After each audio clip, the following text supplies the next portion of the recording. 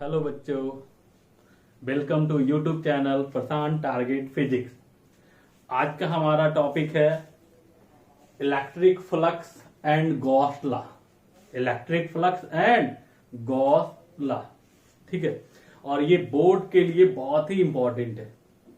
Board के लिए ये बहुत ही ज्यादा इंपॉर्टेंट है ना। और यहाँ से कंपटीशन में भी क्वेश्चन आता है।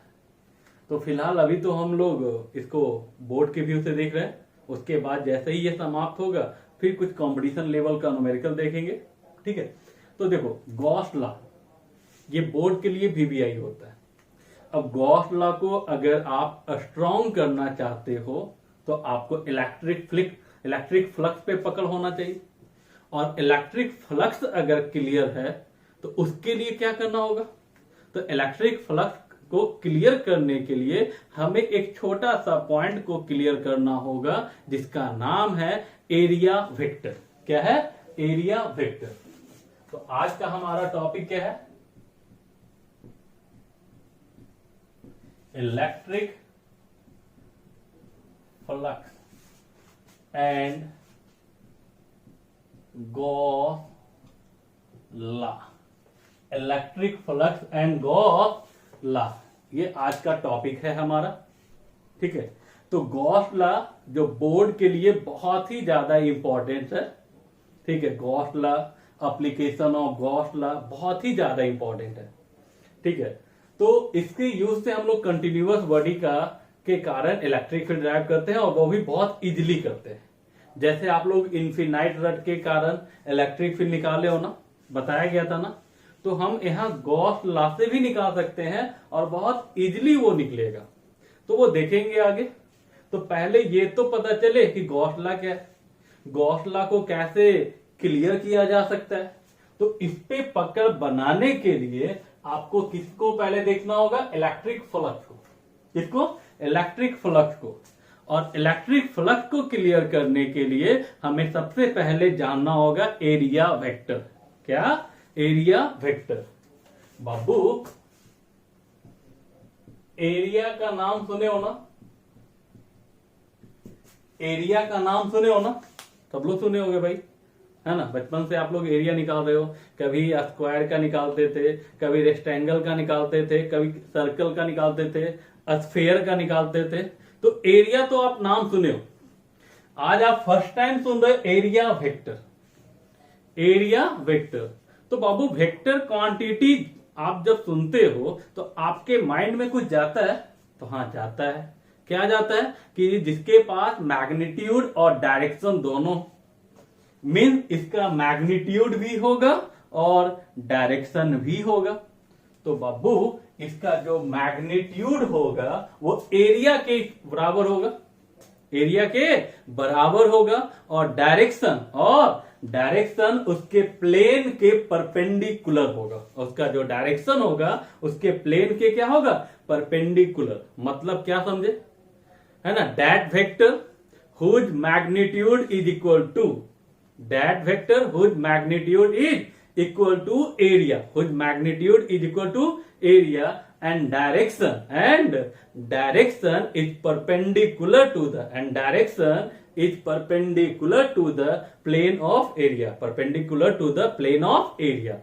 अब बोलोगे सर मतलब, जैसे एट फॉर एग्जांपल मान लो ये शेप है बॉडी का, तो ये रेक्टेंगल है ना। क्या है ये? रेक्टेंगल है। तो रेक्टेंगल है तो इसका एरिया निकाल लोगे ना, मैग्नीट्यूड L इंटू बी। रही बात डायरेक्शन की, तो डायरेक्शन क्या होता है? तो इसके प्लेन के क्या होता है? परपेंडिकुलर होता है। क्या होता है? प्लेन के परपेंडिकुलर। तो बाबू, जैसे मान लो ये प्लेन है। क्या है ये? प्लेन है। तो ये इसका परपेंडिकुलर हुआ। क्या हुआ? परपेंडिकुलर हुआ। और ये परपेंडिकुलर है तो यहां देखो, ये भी तो परपेंडिकुलर है। ये भी तो क्या है? परपेंडिकुलर है। तो जब यहां दो परपेंडिकुलर है तो आप बोलोगे कि सर अब हम किस डायरेक्शन को चूज करेंगे? क्या दोनों पे अटेम्प्ट करेंगे? तो नहीं ना। तो करना क्या है? तो आपने बोला कि प्लेन के परपेंडिकुलर होना चाहिए। तो सर प्लेन के परपेंडिकुलर अपवर्ड भी है, डाउनवर्ड भी है। है ना, राइट वार्ड भी है और लेफ्ट वार्ड भी है। अगर ऐसा प्लेन हो तो इधर भी हो सकता है और इधर भी हो सकता है। लेकिन जब हम न्यूमेरिकल बनाएंगे तो हम किस डायरेक्शन को चूज करेंगे? क्या हमें दोनों पे अटेम्प्ट लेना होगा? ठीक है, क्या हमें दोनों पे अटेम्प्ट लेना होगा? ठीक है, तो देखिए अटेम्प्ट जो होगा दोनों पे लेने की जरूरत नहीं है। ठीक है, तो हम ये कह रहे थे कि इसका जो डायरेक्शन है परपेंडिकुलर होता है। तो कोई भी चीज का परपेंडिकुलर तो दो केस होगा। जैसे हॉरिजॉन्टल प्लेन है तो अपवर्ड, डाउनवर्ड। अगर वर्टिकल प्लेन है तो राइटवर्ड और लेफ्टवर्ड। तो सर हम किसको यूज करेंगे? क्या दोनों को यूज करेंगे? नहीं। तो सर हम करेंगे तो क्या करेंगे? तो बाबू जिसके कारण फ्लक्स का वैल्यू क्या पॉजिटिव है, जिसके कारण फ्लक्स का वैल्यू क्या आ जाए पॉजिटिव आ जाए, उसी डायरेक्शन को हम लोग चूज करते हैं। ठीक है, जैसे अगर एक्स वाई प्लेन है तो एक्स वाई का परपेंडिकुलर जेड एक्सिस होगा, तो जेड पॉजिटिव भी हो सकता है और जेड निगेटिव भी हो सकता है परपेंडिकुलर। ठीक है, तो हम किसको चूज करेंगे? तो जिसके कारण फ्लक्स का वैल्यू क्या आएगा पॉजिटिव आएगा। इलेक्ट्रिक फ्लक्स के सेंस में बता रहे हैं, इलेक्ट्रिक फ्लक्स। ठीक है, तो ये ध्यान रखिएगा। तो एरिया वेक्टर क्या हुआ? That vector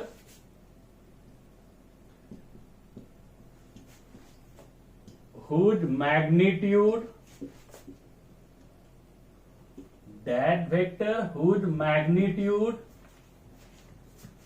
is equal to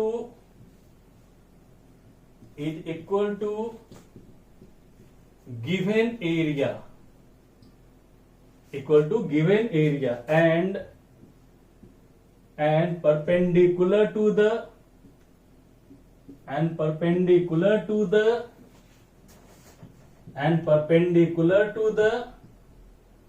plane of area। Clear? Plane of area.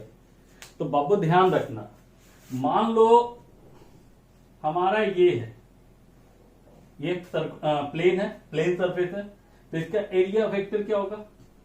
Upward भी हो सकता है और डाउनवर्ड भी हो सकता है। दो केस। मान लो अगर ऐसा प्लेन है तो राइटवर्ड भी हो सकता है और लेफ्टवर्ड भी हो सकता है। अब कोई बच्चा बोलेगा कि सर हम अगर ऐसे रखे तो? ठीक है, तो हाँ आप उसके परपेंडिकुलर ले लो, आप उसके परपेंडिकुलर लो। तो भाई क्या होगा? मान लो ऐसा एरिया है तो इसका एरिया वेक्टर ऐसे होगा। क्या किसी को आपत्ति? एरिया वेक्टर पॉइंट समझ में आया? कोई दिक्कत है? तो देखो एरिया वेक्टर क्या है? Area vector means magnitude and direction. Clear? तो मैग्नीट्यूड एंड डायरेक्शन यहां तक। तो मैग्नीट्यूड में कोई प्रॉब्लम नहीं है, जो फॉर्मूला होता है आप अप्लाई कर देते हो, जो फॉर्मूला होता है वो क्या करते हो? आप अप्लाई कर देते हो। ठीक है, डायरेक्शन तो हमने क्या बताया? वो प्लेन के क्या होगा? परपेंडिकुलर। पर प्लेन के क्या होगा? परपेंडिकुलर। क्लियर? ये हो गया ओपन सरफेस है तो। अगर क्लोज सरफेस है तो, क्लोज बॉडी है तो क्लोज बॉडी है। मान लो आपका क्यूबाइड है, क्या है?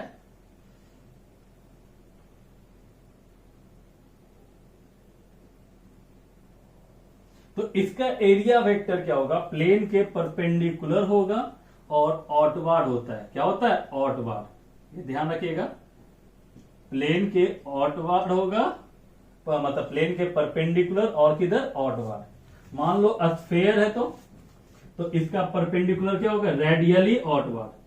क्या होगा? रेडियली ऑटवार्ड, है ना, रेडियली ऑटवार्ड। तो ये ध्यान रखिएगा एरिया वेक्टर।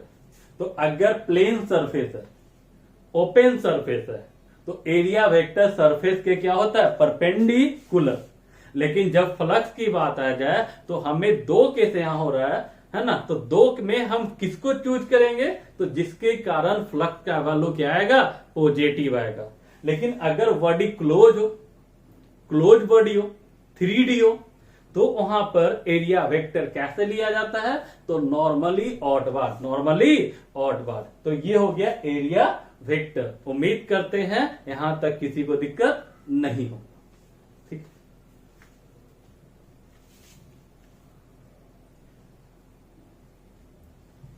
अब देखो हम लोग का हेडिंग क्या है, इलेक्ट्रिक फ्लक्स। इलेक्ट्रिक फ्लक्स में क्या है, इलेक्ट्रिक फील्ड लाइंस को हम देख नहीं सकते, नहीं देख सकते ना, ये देखते हो इलेक्ट्रिक फील्ड लाइंस को देखते हो नहीं, वो इमेजिनरी कर्व होता है, इमेजिनरी लाइन होता है। तो हम ऐसा करते हैं, क्यों ना कोई ऐसी चीज से बताया जाए इसे कि आप उसको देख सको, है ना, उसको आसानी से समझ सको। तो फिर आप क्या करना, इलेक्ट्रिक फ्लक्स समझ लो। अगर इलेक्ट्रिक फ्लक्स क्लियर होगा तो आगे आपको पढ़ना है मैग्नेटिक फ्लक्स, वो भी आपको क्लियर हो जाएगा। तो इसके लिए हम लोग देखेंगे वेलोसिटी फ्लक्स, वेलोसिटी फ्लक्स। तो जैसे मान लो ये कोई एरिया है और वाटर फ्लो तो जानते ही हो, मान लो वाटर फ्लो कर रहा है, क्या फ्लो कर रहा है, वाटर फ्लो कर रहा है, ठीक है, ये एरिया है। तो यहां देखिए, तो इसका एरिया वेक्टर क्या होगा, इधर होगा एरिया वेक्टर। और ये जो वाटर फ्लो कर रहा है, मान लिए इसका स्पीड है v मीटर पर सेकेंड, v मीटर पर सेकेंड, ठीक है। तो वेलोसिटी फ्लक्स किसे कहते हैं, तो amount of liquid, amount of liquid passing through, amount of liquid passing through given area in 1 second, in 1 second is called velocity flux, velocity flux. तो you है ना, 1 सेकेंड में जितना अमाउंट फ्लो करेगा किसी एरिया से, तो उसको हम लोग क्या करते हैं, वेलोसिटी फ्लक्स करते हैं। तो बाबू एक चीज बताओ, ये कितने स्पीड से फ्लो कर रहा है, v मीटर पर सेकेंड। तो 1 सेकेंड में कितना डिस्टेंस कवर करेगा, तो कितना, v मीटर, तो क्या होगा, इन 1 सेकेंड। देखो ये पढ़ना नहीं है, लेकिन हम क्यों बता रहे हैं, तो अगर ये हम क्लियर कर लेते हैं तो हमारा इलेक्ट्रिक फ्लक्स क्या होगा, आसानी से समझ में आएगा, ठीक है। तो इन 1 second distance covered by the liquid, जिसको हम लोग क्या मान के वर्क कर रहे हैं, वाटर, वाटर फ्लो, तो कितना हो जाएगा बाबू, v मीटर। नहीं, जैसे एग्जांपल मान लो कोई आदमी राम 20 मीटर पर सेकेंड से दौड़ रहा है, 20 मीटर पर सेकेंड से दौड़ रहा है, तो बताओ 1 सेकेंड में वो कितना दूरी तय कर रहा है, तो 20 मीटर। उसी ढंग से वेलोसिटी ऑफ वाटर कितना है, तो v मीटर पर सेकेंड। तो बताइए 1 सेकेंड में कितना डिस्टेंस कवर करेगा, तो v मीटर, ठीक है। अब देखिए तो amount of liquid, amount of liquid passing through given area in 1 second. तो 1 सेकेंड में इस एरिया से कितना अमाउंट पास कर जाएगा, तो बाबू एक चीज बताओ, मान लो इस ढंग से आपसे पास कर रहा है v मीटर, तो ये इसका स्पीड कितना है, v मीटर पर सेकेंड। तो एक देखिए, तो यहां पे क्या हो गया, तो 1 सेकेंड में, तो मान लीजिए ये आपका वाटर फ्लो है, तो 1 सेकेंड में कुछ तो डिस्टेंस कवर करेगा। तो 1 सेकेंड में कितना डिस्टेंस कवर किया, v, है ना, ये एरिया है, तो अमाउंट दैट इज वॉल्यूम, और वॉल्यूम का फॉर्मूला क्या होता है, एरिया इंटू थिकनेस। तो एरिया कितना है, a, और कितना डिस्टेंस कवर किया 1 सेकेंड में, तो v, तो इसको लिखोगे v इंटू ए, v इंटू ए। तो बताओ amount of liquid passing through given area in 1 second, that is, इसको क्या कहते हैं, तो वेलोसिटी फ्लक्स। क्या कहते हैं, वेलोसिटी फ्लक्स। ये कितना आया, va, कितना आया, va।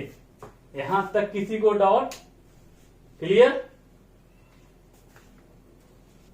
देखिए अब कहे कि अगर एरिया ऐसा हो, क्या हो, एरिया ऐसा हो, तो बाबू और ये वाटर फ्लो है।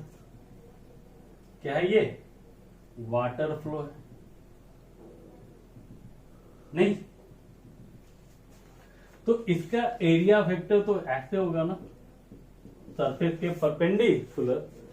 मान लीजिए ये हॉरिजेंटल, या बोलो वेलोसिटी के साथ कितना एंगल बना रहा है? थीटा। कितना? थीटा। तो बाबू यहां पे एरिया का हम लोग कंपोनेंट ड्रा करेंगे, एरिया वेक्टर का। कितना? तो ए कॉस थीटा और इधर ए साइन थीटा। और आप जानते हो ना कि एरिया वेक्टर का जो डायरेक्शन होता है वो प्लेन के क्या होता है? परपेंडिकुलर। तो ये जो कंपोनेंट है ए कॉस थीटा, इसका जो प्लेन होगा वो कैसा होगा? तो वर्टिकल। कैसा होगा? वर्टिकल। और ये जो कंपोनेंट है ए साइन थीटा, उसके लिए प्लेन कैसा होगा? तो हॉरिजेंटल। तो देखो तो ये आपका जो ब्लैक है ये कौन सा? तो वर्टिकल हुआ, है ना? किसका? ए कॉस थीटा। ऐसा करेक्ट? इसको ब्लैक ही कर देते हैं। यानी ए कॉस थीटा का प्लेन क्या हो गया? वर्टिकल, ब्लैक वाला। और देखिए, यहां देखिए ये क्या था? ए साइन थीटा। इसका प्लेन जो था वो क्या होगा? हॉरिजेंटल। कौन सा? हॉरिजेंटल। यानी रेड जो है ए साइन थीटा, उसका प्लेन कैसा? हॉरिजेंटल। और ब्लैक वाले का क्या हो गया? है ना? वर्टिकल। अब आप बताओ, इसमें जो वाटर फ्लो कर रहा है कौन से एरिया से पास करेगा? वर्टिकल वाले से या हॉरिजेंटल वाले से? तो वर्टिकल वाले से। किससे? वर्टिकल वाले से। नहीं, चल अब देखिए, तो यहां आपका amount of liquid passing through given area in 1 second। तो बाबू ये तो उतना ही स्पीड है, v मीटर पर सेकेंड। तो ये तो v होगा। अब आप बताओ यहां एरिया किससे, कौन सा एरिया होगा? ए कॉस थीटा वाला या ए साइन थीटा वाला? आप बताओ। तो वर्टिकल इससे पास करेगा ना, ठीक है? तो क्या होगा बाबू? A cos theta. A cos theta, ठीक है?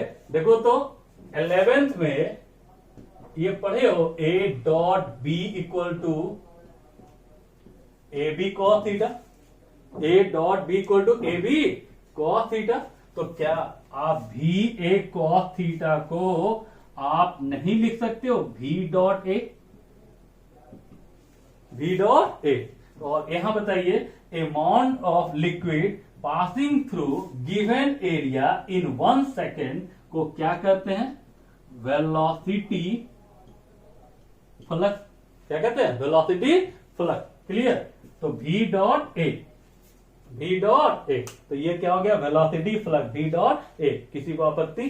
ठीक है। तो यहां से एक चीज ध्यान दीजिएगा कि वेलोसिटी फ्लक्स तो क्या आया? v dot A. v क्या हो गया? Velocity vector. a क्या हो गया? Area vector. a क्या हो गया? Area vector. अब हम आपको एक ऐसा डिफिनेशन बताएंगे जो पूरे फ्लक्स के लिए वैलिड हो। पूरे फ्लक्स, चाहे वो इलेक्ट्रिक फ्लक्स हो, चाहे वो मैग्नेटिक फ्लक्स हो, चाहे करंट डेंसिटी फ्लक्स हो।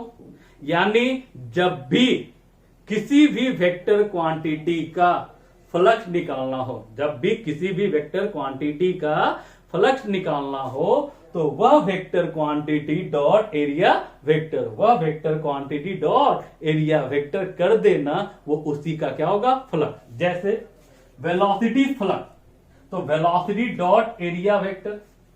इलेक्ट्रिक फ्लक्स, इलेक्ट्रिक फ्लक्स जो हम पढ़ने वाले हैं क्या होगा? E dot A, electric field dot area vector.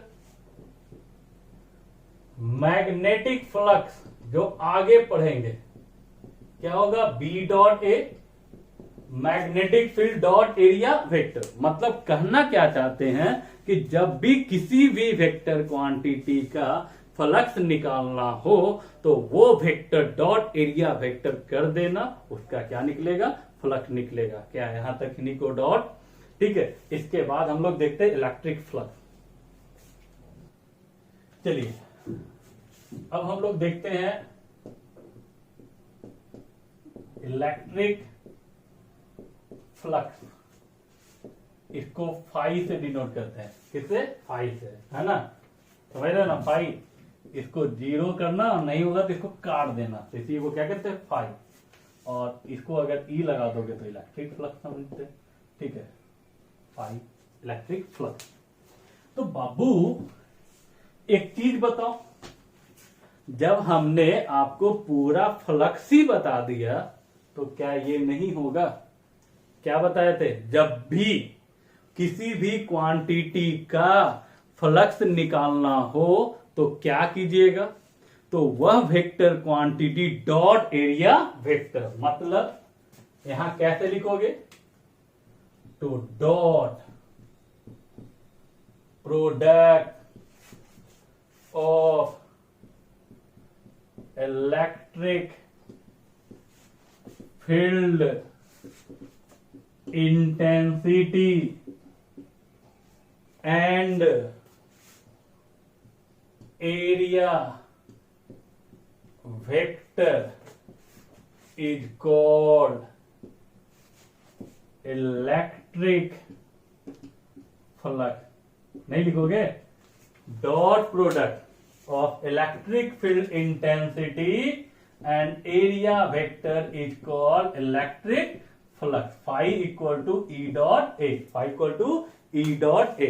फिर से एक बार यहां देखो, अब बोर्ड में अगर आपसे पूछे कि define electric flux, right there S I unit पूछता है, तो डिफिनीशन कैसे याद रखोगे लंबे समय तक, यानी लंबे मतलब बुढ़ापा तक, कैसे याद रखोगे। देखो ये कौन सा प्रोडक्ट है, डॉट प्रोडक्ट, किसके किसके बीच है, तो इलेक्ट्रिक फील्ड इंटेंसिटी और ये क्या है, एरिया वेक्टर, और इसी को क्या कहते हैं, इलेक्ट्रिक फ्लक्स। डिफिनीशन, कौन सा प्रोडक्ट, डॉट प्रोडक्ट, किसके किसके भी, तो इलेक्ट्रिक फील्ड इंटेंसिटी और किसके भी, area vector. Area vector, area vector क्या है बताए थे ना, ठीक है। तो देखो definition, dot product of electric field intensity and area vector is called electric flux. Clear. अब देखो यहां एक चीज बताओ, ये कैसा प्रोडक्ट है, डॉट। डॉट प्रोडक्ट जिसको स्केलर प्रोडक्ट भी कहते हैं, जिसको स्केलर प्रोडक्ट भी कहा जाता है। इसका मतलब ये कैसा क्वांटिटी हुआ, वेक्टर या स्केलर, वेक्टर या स्केलर। तो इलेक्ट्रिक फ्लक्स जो है वो स्केलर क्वांटिटी है। क्यों, क्योंकि डॉट प्रोडक्ट है। 11th में आपने पढ़ा है कि डॉट प्रोडक्ट या स्केलर प्रोडक्ट एक ही चीज है ना। यह हम आपको बताए थे कि dot product always gives a scalar value, always gives scalar value. Clear. यहां देखो इसका एक और डिफिनीशन है, एक और डिफिनीशन है, ठीक है, बुक वगैरह में देखने को मिलेगा। क्या है, तो number of electric line, number of electric line passing through, number of electric lines passing through perpendicular area is called electric flux, is called electric flux. जैसे मान लो ये इलेक्ट्रिक लाइंस है, ठीक है, और यहां कोई एरिया है, प्लेन है, ठीक है, तो फ्लक्स निकालना है। तो फाई इक्वल टू कितना आ गया, ई डॉट ए। तो number of electric line, number of electric line passing through perpendicular area is called electric flux. इसका सेकंड डिफिनेशन। अब बोर्ड में चाहे आप ये लिखो या आप ये लिखो, कोई दिक्कत नहीं है। यहां से एक चीज बताइए, phi equal to E dot A means phi directly proportional to E, समझ सकते हो, और phi directly proportional to A. मतलब क्या कहना चाहते हैं, तो मेरा कुछ कहना नहीं है, मेरा ये कहना है कि जहां पर लाइंस ज्यादा होगा, नंबर ऑफ लाइंस ज्यादा पास करेगा, उसका फ्लक्स ज्यादा होगा, उसका फ्लक्स क्या होगा, ज्यादा होगा। ठीक है, या जिसका एरिया ज्यादा है, तो एरिया ज्यादा, मान लो जैसे ये है, अब हम एरिया को बढ़ा दिए तो नंबर ऑफ लाइंस ज्यादा होगा, और number of lines passing through the area is called electric flux. तो फाई डायरेक्टली प्रोपोर्शनल टू कितना, ई, यानी नंबर ऑफ लाइंस बढ़ेगा तो इलेक्ट्रिक फील्ड बढ़ेगा, जो हमने बताया था इलेक्ट्रिक फील्ड लाइंस में। तो नंबर ऑफ लाइंस बढ़ेगा तो इलेक्ट्रिक फील्ड बढ़ेगा, और इलेक्ट्रिक फील्ड बढ़ेगा तो उसका फ्लक्स भी क्या होगा, बढ़ेगा। इसी ढंग से अगर एरिया को बढ़ाते हैं तो नंबर ऑफ लाइंस बढ़ेगा, और नंबर ऑफ लाइन क्रॉसिंग बढ़ेगा तो फ्लक्स बढ़ेगा। तो फाई डायरेक्टली प्रोपोर्शनल टू ई या फाई डायरेक्टली प्रोपोर्शनल टू ए। यहां तक क्लियर।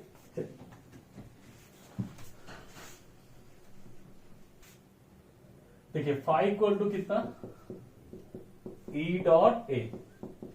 क्या हम इसको लिख सकते हैं ई ए कॉस थीटा, यस या नो? लिख सकते हैं या नहीं लिख सकते हैं? लिख सकते हैं ना। चलिए इसका पहले यूनिट देखते हैं, डायमेंशन देखते हैं, तब हम लोग न्यूमेरिकल पॉइंट पर आएंगे। ठीक है, तो पहले देखिए तो यूनिट, एस आई यूनिट। ठीक है, S I unit. Electric field बता सकते हैं न्यूटन पर कूलम, एरिया मीटर स्क्वायर, और कॉस थीटा, कॉस थीटा क्या है, त्रिकोणोमेट्रिकल रेशियो है, त्रिकोणमितीय अनुपात है। ठीक है, त्रिकोणमितीय अनुपात है, तो ये डायमेंशन लेस होता है। क्या होता है, डायमेंशन लेस। तो यहां देखो इसका क्या हुआ, न्यूटन मीटर स्क्वायर पर कूलम, न्यूटन मीटर स्क्वायर पर कूलम। ठीक है, देखिए newton metre square by coulomb. ठीक है, क्या आप इसको लिख सकते हो, एक यूनिट ये हुआ, क्या हम इसको लिख सकते हैं? देखो तो न्यूटन मीटर अपॉन कूलम, और न्यूटन मीटर को हम लोग कह सकते हैं जूल, तो जूल मीटर पर कूलम, और बाबू जूल पर कूलम को हम लोग कहते हैं वोल्ट। आगे पढ़ेंगे तो वोल्ट मीटर। ये सारा का सारा किसका यूनिट हुआ, तो इलेक्ट्रिक फ्लक्स का। किसका, इलेक्ट्रिक फ्लक्स। एक हो गया newton metre square by coulomb, एक हो गया जूल मीटर पर कूलम, और एक हो गया volt metre, volt metre. Clear. अब देखो डायमेंशन, डायमेंशन देखिए क्या कीजिएगा, तो phi equal to E A cos theta.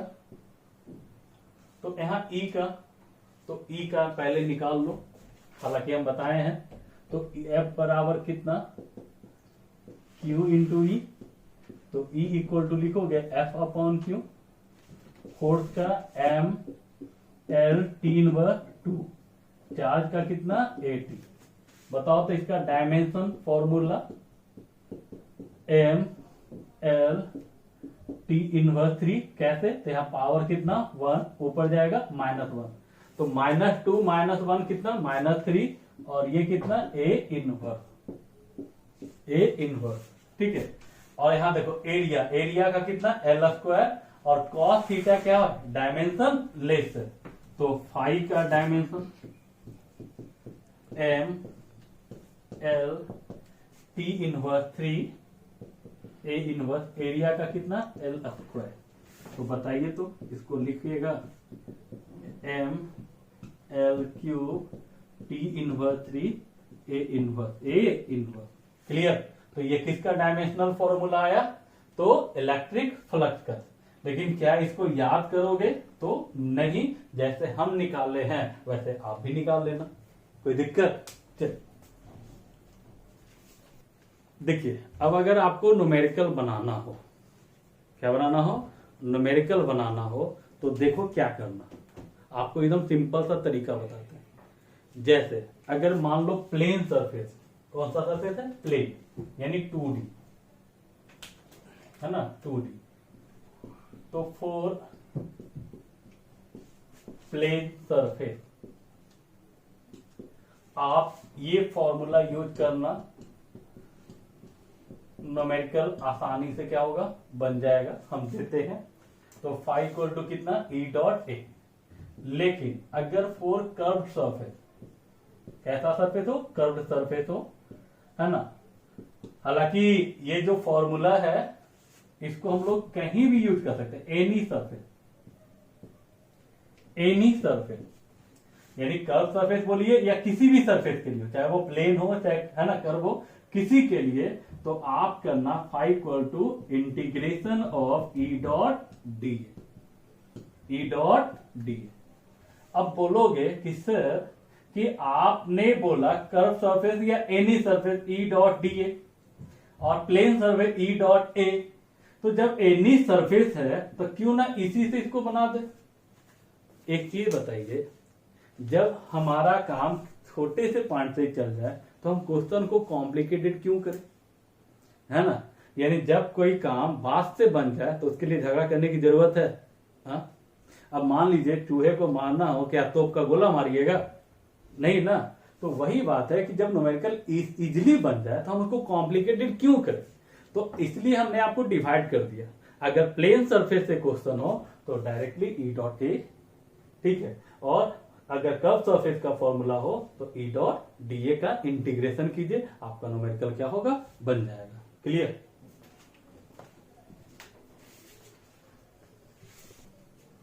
देखिए इलेक्ट्रिक फ्लक्स, अब हम लोग थोड़ा न्यूमेरिकल पॉइंट पे देखते हैं, उसके बाद न्यूमेरिकल सॉल्व करेंगे, ठीक है।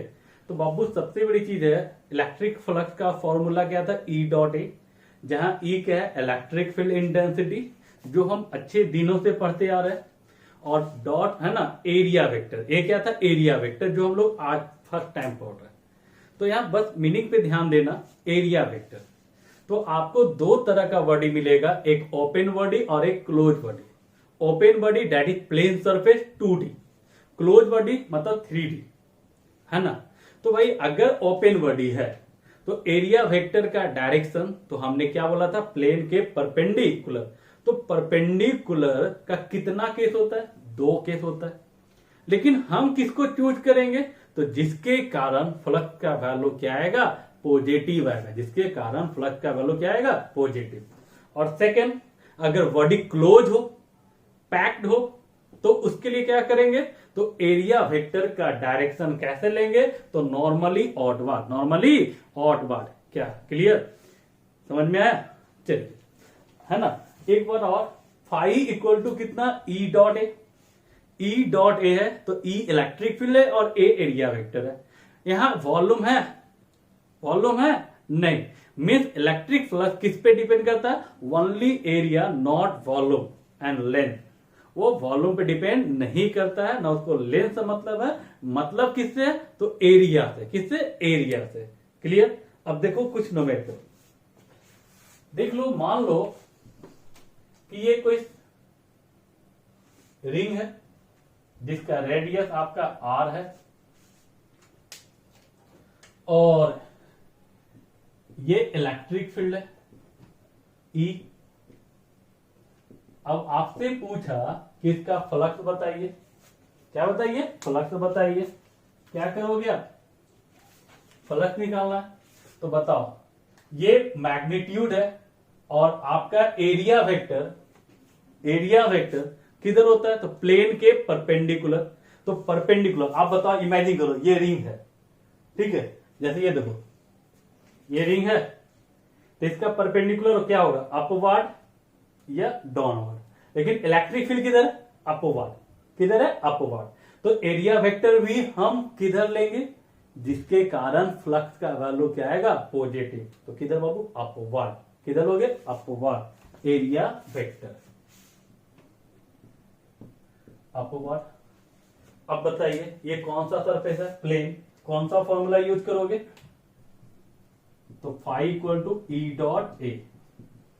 तो ई ए कॉस थीटा ना, तो बाबू ई तो ई दे दिया है, ठीक है। एरिया, ये सर्कल है ना, सर्कल का एरिया पाई आर स्क्वायर, और कॉस थीटा, तो थीटा क्या था, एंगल, किसके किसके बीच, तो इलेक्ट्रिक फील्ड और एरिया वेक्टर, इलेक्ट्रिक फील्ड और एरिया वेक्टर। तो बाबू इलेक्ट्रिक फील्ड किधर, अपवर्ड, एरिया वेक्टर किधर, अपवर्ड, तो दोनों के बीच का एंगल कितना, 0, यानी आपका पाई आर स्क्वायर बन गया।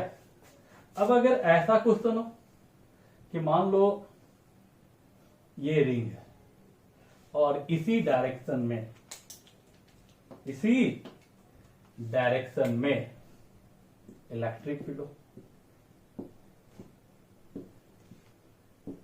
ठीक है, ये सर्कल है जिसका रेडियस कितना r और इसका इलेक्ट्रिक फील्ड इंटेंसिटी E, तो फ्लक्स पूछेगा, तो बताइए फ्लक्स का वैल्यू कितना, तो बाबू इसका एरिया वेक्टर किधर, अपवर्ड, यानी ये एक दूसरे का क्या हो गया, परपेंडिकुलर, क्या हो गया, जैसे मान लो ये रिंग है, इसी डायरेक्शन में क्या है, इलेक्ट्रिक फील्ड है, ठीक है, तो एरिया वेक्टर किधर, परपेंडिकुलर, तो एरिया वेक्टर परपेंडिकुलर, तो एंगल कितना 90, तो फाई इक्वल टू कितना हो जाएगा बाबू, E dot A, that is E A cos 90, और कॉस 90 का वैल्यू कितना 0, और ऐसे भी आप जानते हो कि दो है ना, परपेंडिकुलर वेक्टर का डॉट प्रोडक्ट कितना होता है, 0 होता है, दो परपेंडिकुलर वेक्टर का डॉट प्रोडक्ट कितना होता है, 0, क्लियर।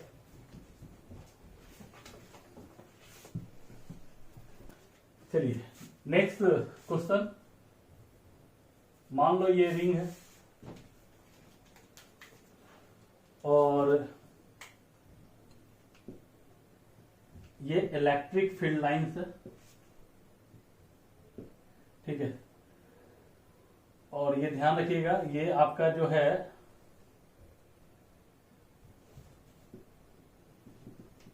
इसके साथ एंगल 30 डिग्री बना रहा है, इसका रेडियस r है, तो आपको इलेक्ट्रिक फ्लक्स का वैल्यू निकालना है, किसका वैल्यू निकालना है, इलेक्ट्रिक फ्लक्स का, तो आप बताओगे कैसे, ठीक है, तो देखो यहां देखो ये प्लेन सरफेस है ना, तो इसका एरिया वेक्टर ये होगा ना परपेंडिकुलर, तो बताओ ये 30 है तो ये एंगल कितना होगा 60, कितना होगा 60, तो बताओ फॉर्मूला कितना होता है फ्लक्स का, तो phi equal to E dot A means कितना, ई ए कॉस थीटा, बाबू थीटा कौन सा 30 डिग्री या 60 डिग्री, तो 60 डिग्री, क्यों, तो थीटा क्या होता है, तो इलेक्ट्रिक फील्ड और एरिया वेक्टर, कौन सा एरिया, तो परपेंडिकुलर, जो प्लेन के क्या हो, परपेंडिकुलर हो, तो ई ए कॉस थीटा, तो ई है एरिया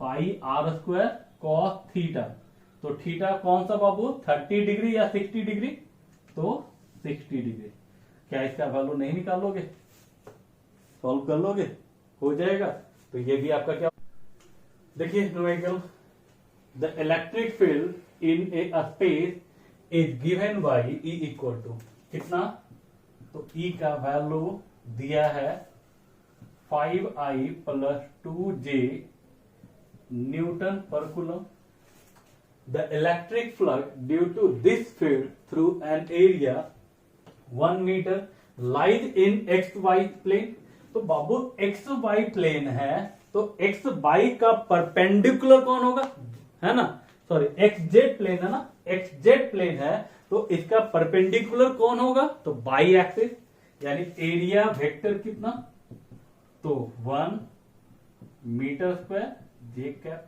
क्यों, क्योंकि आपका प्लेन क्या है, एक्स जेड है, तो एक्स जेड का परपेंडिकुलर कौन होगा, बाई एक्सिस, और बाई एक्सिस की ओर यूनिट वेक्टर क्या होता है, जे कैप, तो बाबू phi equal to E dot A, E dot A कितना है बाबू 5i प्लस 2j डॉट 1j, डॉट प्रोडक्ट याद है, आई वाले आई के साथ, जे वाले जे के साथ, तो इसको लिख सकते हो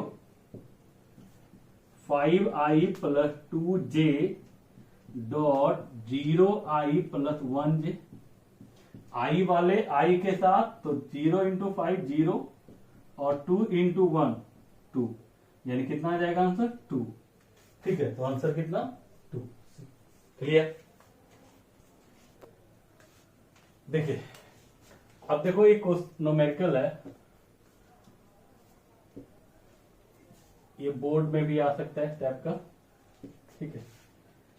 मान लो ये इलेक्ट्रिक फील्ड है जिसका इंटेंसिटी ई दे देगा और कहेगा कि मान लीजिए ये सिलेंडर है, क्या ये सिलेंडर, इसके थ्रू आपको इलेक्ट्रिक फ्लक्स का वैल्यू निकालना है। सिलेंडर के थ्रू किसका वैल्यू निकालना है? इलेक्ट्रिक फ्लक्स का। इसका लेंथ एल है और इसका रेडियस जो है वो आर है। क्लियर? तो ये क्वेश्चन में लिखा रहेगा कि इलेक्ट्रिक फील्ड में कोई आपका एक सिलेंडर रखा गया, सिलेंडर का लेंथ एल है और रेडियस कितना है? आर है। तो आपको इसके थ्रू फ्लक्स का वैल्यू निकालना है। अगर गॉस लॉ हम पढ़े हुए होते तो विद इन सेकेंड हम निकाल लेते, ठीक है। अभी फिलहाल नहीं पढ़े तो हम लोग जनरल मेथड से देखते हैं। देखिए अब देखो कैसे समझोगे। तो देखो सिलेंडर, सिलेंडर देखो जैसे ये सिलेंडर है तो इसका एरिया वेक्टर क्या होगा? तो परपेंडिकुलरली ऑटवर्ड, या ऐसे समझो। देखो ये सिलेंडर है, इसका पोर्शन छोड़ दो, ये सिलेंडर है, इसका एरिया वेक्टर, तो ये क्लोज बॉडी है। तो अभी हमने बताया था कि क्लोज बॉडी के लिए एरिया वेक्टर का डायरेक्शन किधर होता है? तो नॉर्मली आउटवर्ड। तो इधर मान लो ये हो गया, ठीक है। यहाँ के लिए ऐसे हो गया आउटवर्ड, इसी ढंग से आप देखोगे, ठीक है। और इलेक्ट्रिक फील्ड किधर है? इधर है, राइटवर्ड। तो यहाँ देखो, तो ये एरिया वेक्टर, तो देखो ये क्या है? एक दूसरे का परपेंडिकुलर। तो कर्व सरफेस के लिए area vector normally outward. Clear? ये हो गया।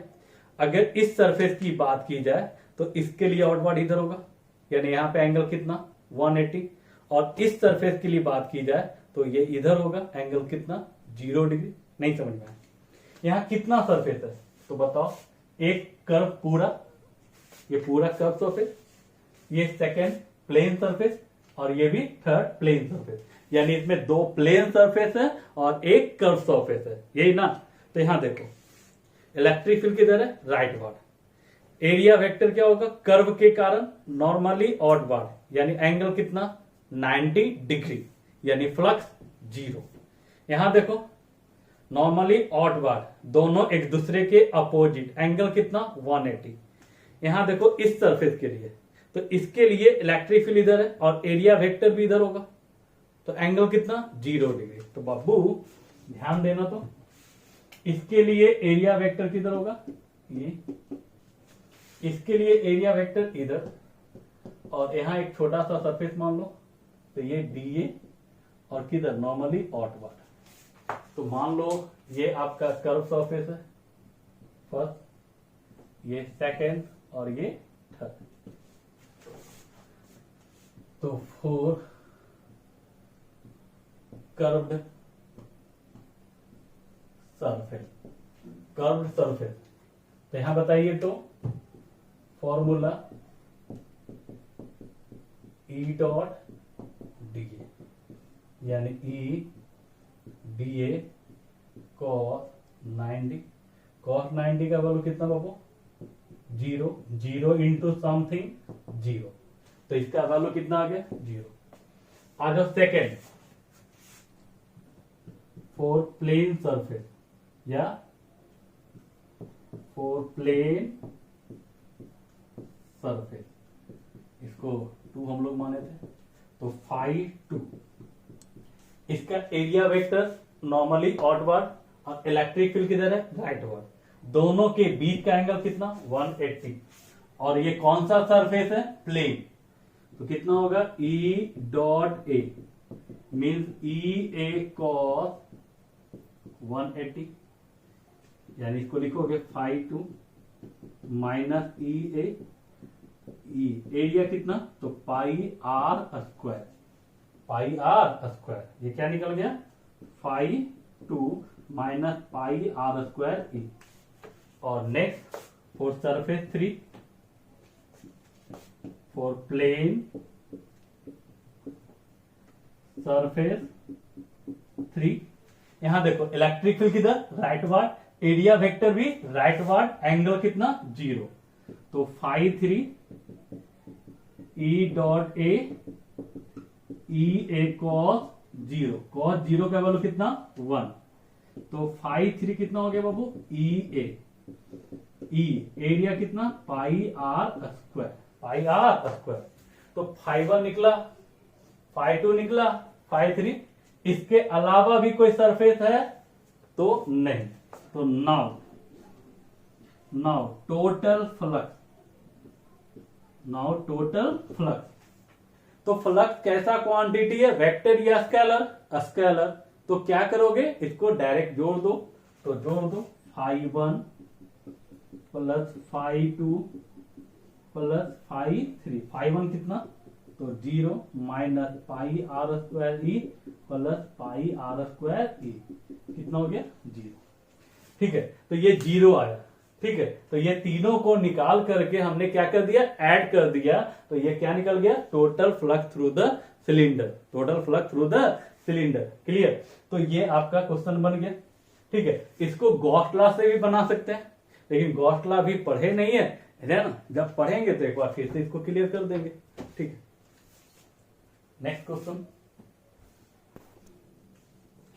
देखिए, ये न्यूमेरिकल जो है वो एनसीईआरटी का एग्जाम्पल में भी है। ठीक है, इस टाइप का क्वेश्चन सीबीएसई बोर्ड में पूछा हुआ भी है। ठीक है, तो देखो कैसे बनाते हैं इसको। The electric field in a space is given by E equal to alpha x i, यानी इलेक्ट्रिक फील्ड कितना दिया, alpha x i cap. I cap मतलब इलेक्ट्रिक फील्ड किधर है, एक्स एक्सिस की ओर, और अल्फा क्या है, कांस्टेंट, और एक्स आपका यहाँ पे एक्स कोऑर्डिनेट है, where alpha is constant of proper dimension, find the total electric flux passing through the cube, किसके थ्रू, क्यूब के थ्रू, बॉन्डेड बाय द सरफेस, जो घिरा हुआ है, x equal to L to X equal to 2l, y equal to 0 to y equal to l, z equal to 0 to z equal to l। देखो इसको पहले फिगर समझो, पहले फिगर समझोगे तो मजा आएगा।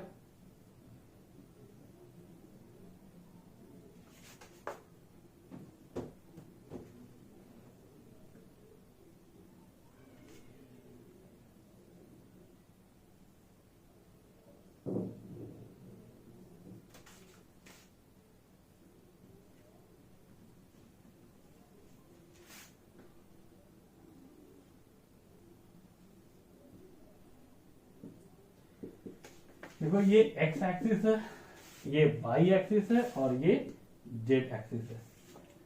तो बाबू यहाँ पे क्यूब का जो एक्स कोऑर्डिनेट है वो कहां से कहां तक है, X equal to L to X equal to 2l, Y कितना है 0 से कितना l, और जेड कितना है 0 से l। तो ये आपका क्या हो गया, क्यूब। और इलेक्ट्रिक फील्ड किधर है, एक्स एक्सिस की ओर, किधर है, एक्स एक्सिस की ओर, कितना, तो अल्फा एक्स आई कैप। तो आपको निकालना क्या है, इलेक्ट्रिक, है ना, आपको क्या निकालना है, तो electric flux through the cube या क्यूबाइड, यही ना। तो मान लो जैसे यहां पे देख लो, एक कंटेनर है,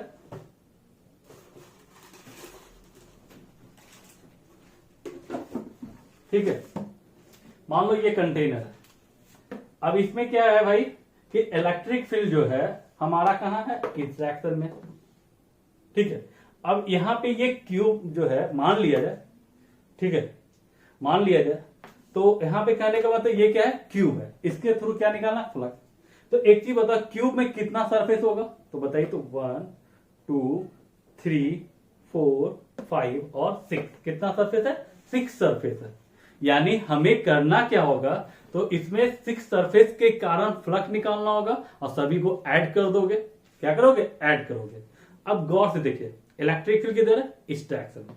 एरिया वेक्टर की बात की जाए तो एरिया वेक्टर किधर होगा बाबू, तो यहां देखो, ये सरफेस है तो परपेंडिकुलरली ऑडवर्ड, नहीं तो यहां कितना एंगल, 90, कितना 0, यहां बताओ 90 0 नहीं होगा, ये राइटवर्ड, और ये एंगल कितना 90, यहां देखो 90 डिग्री आएगा, 90 0, यहां भी देखोगे, ठीक है, इसको तो ये भी 90 कितना 0, यानी इसमें 4 सरफेस के कारण क्या हो गया, 0। यहां देखा जाए तो इलेक्ट्रिक फील्ड क्या है और एरिया वेक्टर दोनों एक दूसरे के क्या है, अपोजिट। और इस सरफेस की बात की जाए इस सरफेस की बात की जाए तो यहाँ पे दोनों का डायरेक्शन क्या है, सेम है। यानी आपका 6 सरफेस है, 6 में 4 के कारण कितना आ रहा है, 0। क्यों, तो यहां गौर से देखिए, गौर से देखिए, इसके लिए area vector upward, electric field rightward, angle 90 0। यहां देखो इसके कारण क्या होगा, एरिया वेक्टर बताए थे प्रैक्टिकली, ठीक है, कि मान लो ये आपका क्यूबॉइड है, ये आपका क्या है, इलेक्ट्रिक फील्ड है। अब आपको पूरे के कारण निकालना है इलेक्ट्रिक फ्लक्स, तो पहले इसमें कितना सरफेस है, तो 6 है। तो कितने बार निकालोगे, तो 6 टाइम्स, तो 6 बार निकालोगे तो इसमें 4 के कारण क्या आ रहा है, 0 आ रहा है। क्यों, एक बार फिर से रिपीट करेंगे। यहां देखिए ये क्या हो गया, इलेक्ट्रिक फील्ड का डायरेक्शन, ये किसका डायरेक्शन है, इलेक्ट्रिक फील्ड का, ठीक है। और यहां देखो एरिया वेक्टर ऐसे है, एंगल कितना 90, क्या 90, और cos 90 का वैल्यू 0। यहां देखो 90 0, यहां देखो 90 0, यहां 90 0। बचा कौन, ये सरफेस और ये सरफेस। एक में इलेक्ट्रिक फील्ड के अपोजिट होगा और एक में इलेक्ट्रिक फील्ड के अलोंग होगा, ठीक है। तो देखिए तो यहां पे, तो यहां बचा कौन, 2 के, एक ये सरफेस और एक ये सरफेस। तो इसके कारण electric field, sorry area vector इधर होगा, बताए थे नॉर्मली ऑडवर्ड, और इसके कारण नॉर्मली ऑडवर्ड होगा कि नहीं होगा। चलिए अब देखो, और यहां देखा जाए तो ये आपका जो है वो एल लेंथ है, ये भी कितना एल है। तो ये आप जान रहे क्यूब का प्रत्येक साइड जो होता है वो क्या होता है, स्क्वायर होता है। प्रत्येक सरफेस कैसा होता है, स्क्वायर, और स्क्वायर का एरिया कितना होगा, तो ए स्क्वायर, कितना होगा, ए स्क्वायर। तो देखिए यहां पे, इसमें इसको मान लो 1, इसको मान लो 2, बाकी 4 का क्या रहा है, 0। यहां देखो 5 1, तो ई dot A, 5 1 E dot A, तो ई कितना वो अल्फा, एक्स, एक्स बताइए यहां कितना वैल्यू है, एल, नहीं समझना, ई इक्वल टू कितना, अल्फा एक्स है, तो इसके लिए एक्स का वैल्यू कितना, L, clear. Dot area vector, तो इसका मैग्नीट्यूड कितना, तो स्क्वायर का एरिया कितना, तो ए स्क्वायर, तो ए कितना, एल, एल स्क्वायर। और यहां देखो एंगल, तो electric field right part, area vector left part, यानी एंगल अपोजिट मतलब 180, दोनों का डायरेक्शन अपोजिट मतलब कितना 180, यानी कितना हो जाएगा माइनस अल्फा एल क्यू। ये क्या निकला 5 1 5 2। यहां देखो इलेक्ट्रिक फील्ड और एरिया वेक्टर दोनों के हैं सेम डायरेक्शन, तो यहां क्या लिखोगे, ई डॉट ए, ई कितना अल्फा एक्स। अब आप बताओ ये एक्स का वैल्यू कितना 2 और एरिया, तो एरिया तो एल स्क्वायर। लेकिन यहां देखा जाए ये दोनों का डायरेक्शन क्या है, सेम है। जब दोनों का डायरेक्शन सेम है तो एंगल कितना 0, cos 0 का वैल्यू कितना 1, यानी कितना हो गया 2 अल्फा एल क्यू। ये हो गया 5 1 और ये 5 2। बाकी 4 के कारण कितना 0, बाकी 4 के कारण 0। तो टोटल फ्लक्स कितना हो जाएगा 5 टोटल, तो 5 1 प्लस 5 2 है ना, 5 3 प्लस 5 4 प्लस 5 5 5 6। लेकिन ये चारों के कारण कितना आ रहा है 0, तो 0 प्लस 0 प्लस 0 करो, कोई फर्क पड़ेगा नहीं ना। तो 5 1 कितना minus alpha L Q 2 alpha L Q, यानी आंसर कितना आ जाएगा अल्फा एल क्यू। ठीक है, ये एनसीईआरटी का क्वेश्चन था। ठीक है, तो ये हो गया इलेक्ट्रिक फ्लक्स। फिर हम लोग देखेंगे गॉस लॉ।